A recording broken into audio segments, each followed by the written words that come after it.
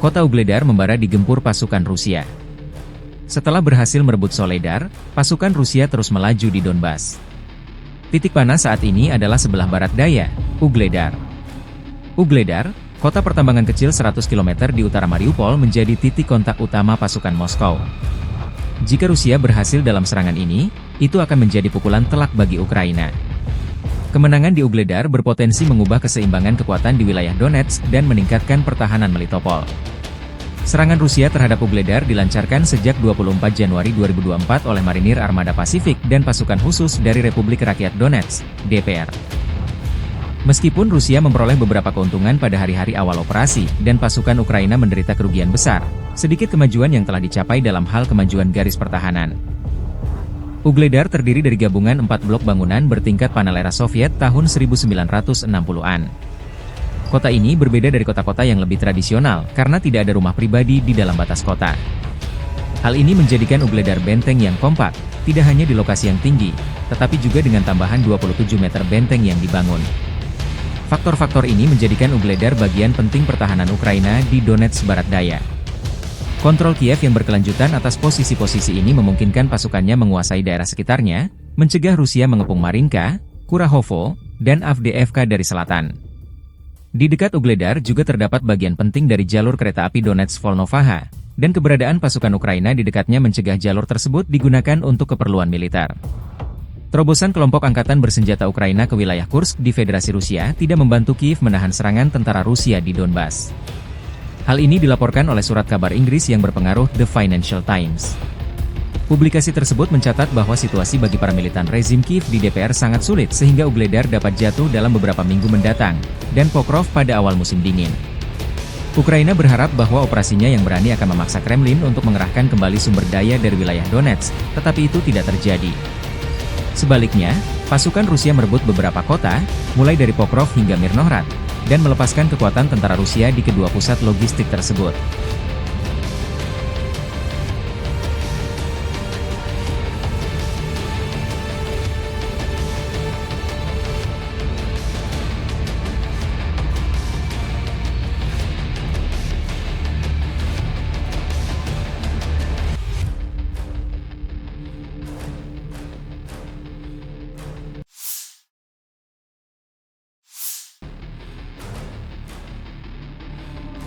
Staf Umum Angkatan Bersenjata Ukraina melaporkan pada 24 September, militer Rusia total kehilangan 645.150 tentara di Ukraina sejak dimulainya invasi skala penuh pada 24 Februari 2022. Jumlah ini termasuk 1.400 korban yang diderita pasukan Rusia selama sehari terakhir. Pasukan Moskow juga kehilangan 16 tank, 40 kendaraan infanteri pengangkut personel, 61 sistem artileri, serta 65 drone dalam 24 jam terakhir. Menurut laporan militer tersebut, pasukan Vladimir Putin juga total kehilangan 8.800 tank, 17.292 kendaraan tempur lapis baja, 25.175 kendaraan dan tangki bahan bakar, 18.475 sistem artileri, 1.198 sistem roket peluncur ganda, 952 sistem pertahanan udara, 369 pesawat terbang, 328 helikopter, 15.764 pesawat tanpa awak, 28 kapal dan perahu, dan 1 kapal selam.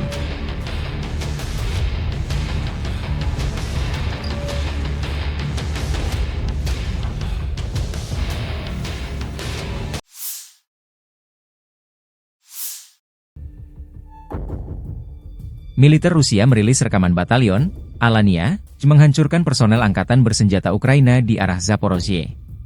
Benteng pertahanan, kendaraan tempur dan personel Ukraina dinetralkan satu persatu.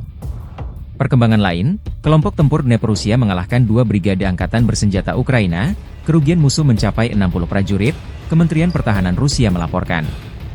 Unit-unit kelompok tempur Dnepr mengalahkan formasi Brigade Infanteri ke-141 Angkatan Bersenjata Ukraina dan Brigade Pertahanan Pesisir ke-39 di wilayah pemukiman Veselyanka di wilayah Zaporozhye dan kota Kherson. Angkatan Bersenjata Ukraina kehilangan hingga 60 prajurit, 6 kendaraan, dan sebuah stasiun peperangan elektronik, demikian pernyataan resmi militer Rusia 24 September 2024.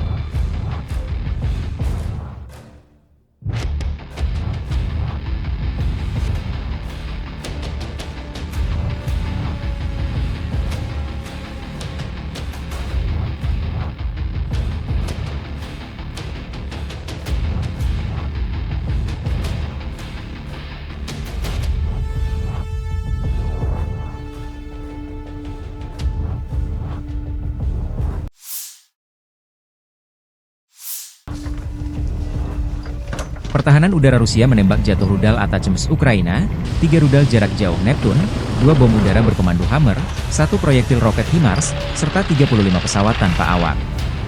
Pertahanan udara telah menembak jatuh rudal taktis Atacms buatan AS, 3 rudal jarak jauh berkomando Neptune, 2 bom udara buatan Prancis Hammer, 1 proyektil roket HIMARS buatan AS, dan 35 kendaraan udara nirawak sayap tetap. Demikian dilansir militer Rusia 24 September. Militer Rusia juga menyerang lokasi konsentrasi personel Angkatan Bersenjata Ukraina dan peralatan militer di 135 distrik. Secara total, sejak dimulainya operasi militer khusus, pasukan Rusia menghancurkan total 646 pesawat, 283 helikopter, 32.124 kendaraan udara tak berawak, 579 sistem rudal anti-pesawat, 18.338 tank dan kendaraan tempur lapis baja lainnya, 1.458 peluncur roket ganda, 15.085 artileri lapangan dan mortir, serta 26.401 kendaraan militer khusus milik Angkatan Bersenjata Ukraina.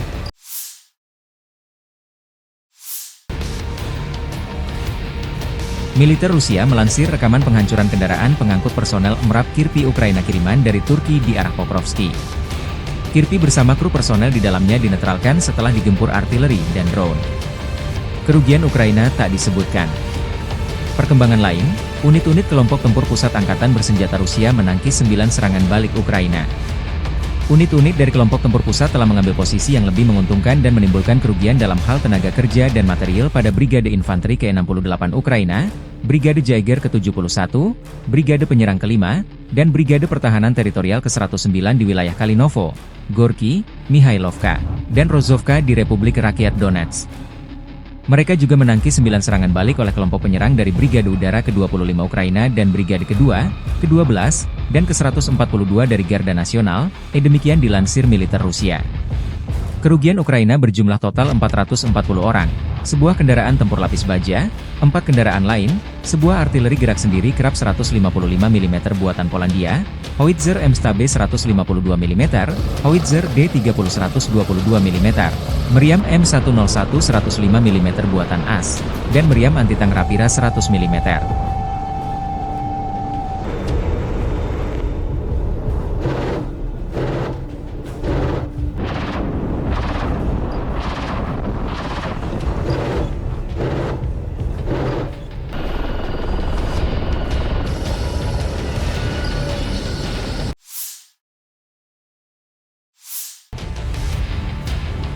Militer Ukraina merilis rekaman penyergapan konvoi kendaraan tempur Rusia di garis depan.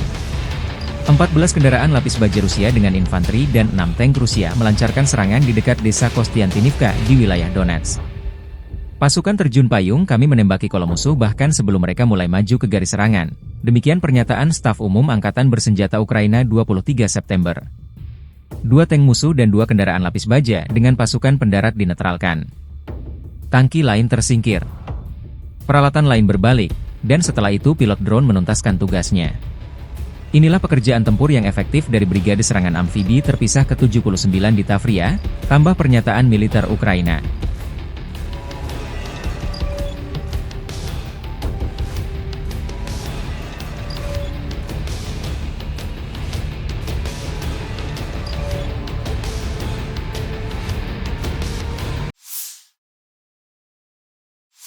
Подразделениями группировки войск «Север» нанесено поражение формированием 57-й мотопехотной бригады и 113-й бригады территориальной обороны в районах населенных пунктов Липцы и Волчанск. Противник потерял до 105 военнослужащих, бронетранспортер, 4 автомобиля, 2 152 мм орудия Д-20, 3 122 мм гаубицы Д-30, 122 мм самоходную артиллерийскую установку 2 С-1 «Гвоздика». Подразделения группировки «Запад» улучшили тактическое положение и нанесли поражение живой силе и технике 14-й, 53-й, 116-й механизированных, 3-й танковой бригад и 116-й бригады территориальной обороны в районах Купянска, Пешотравневого, Васильевки, Петропавловки, Кругляковки и Серебрянки. Отражены 4 контратаки штурмовых групп ВСУ. Потери противника составили до 450 военнослужащих, танк, 8 боевых бронированных машин, 6 автомобилей, гаубица FH-70, 3 гаубицы Д-30, 4 орудия М119. Уничтожено 2 станции радиоэлектронной борьбы и полевой склад боеприпасов. Подразделения южной группировки войск улучшили положение по переднему краю, нанесли поражение живой силе формированием 24-й, 54-й, 118-й механизированных, 10-й горно-штурмовой, 143-й пехотной, 56-й мотопехотной бригад в районах Кирова, Славянска, Константиновки, Кураховки, Григоровки, Залезнянского и Часового Яра. ВСУ потеряли до 600 военнослужащих, 2 боевые бронированные машины, 8 автомобилей, 155 мм гаубицу М777, самоходную артиллерийскую установку FH-77 Archer, 2 гаубицы FH-70, 3 122 мм гаубицы Д-30, 2 152 мм орудия Д-20, 3 105 мм орудия М119, 227 мм РСЗО М142 «Химарс», станцию радиоэлектронной борьбы «Анклав-Н» и радиолокационную станцию контрбатарейной борьбы «Анти-ПК-50». Оперативно-тактическая авиация, беспилотными летательными аппаратами, ракетными войсками и артиллерией группировок войск Вооруженных сил Российской Федерации поражены скопления живой силы и военной техники противника в 135 районах. Средствами противовоздушной обороны сбиты оперативно-тактическая ракета «Атак-МС», 3 управляемые ракеты большой дальности «Нептун», 2 управляемые авиационные бомбы «Хаммер», реактивный снаряд «Химарс» и 35 беспилотных летательных аппаратов самолетного типа. Подразделения группировки войск «Центр» заняли более выгодные рубежи. Нанесли поражение живой силе и технике 68-й пехотной, 71-й егерской, 5-й штурмовой бригад и 109-й бригады территориальной обороны ВСУ в районах Калинова, Горького, Михайловки и Розовки. Отразили 9 контратак штурмовых групп 25-й воздушно-десантной бригады, 2-й, 12-й и 142-й бригады Национальной гвардии Украины.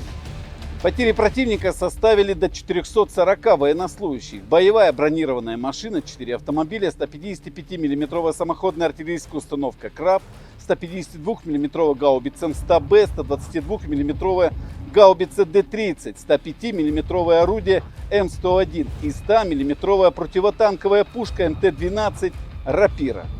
Подразделения группировки войск «Восток» улучшили положение по переднему краю, нанесли поражение живой силе и технике 58-й мотопехотной бригады и 118-й бригады территориальной обороны в районах населенных пунктов Доброволье и Золотая Нива. Отражена контратака штурмовой группы 72-й механизированной бригады. Противник потерял до 140 военнослужащих, 3 автомобиля, самоходную артиллерийскую установку «Цезарь» и гаубицу Д-30. Уничтожено 2 станции радиоэлектронной борьбы «Анклав-Н».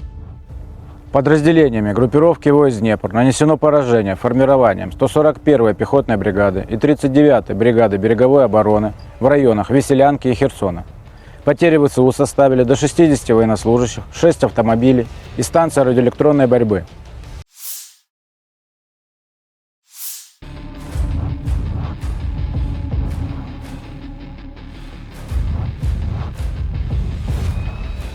Drone Zala menjadi salah satu amunisi yang menyita perhatian sejak Rusia melancarkan operasi militer khusus di Ukraina Februari 2022 silam.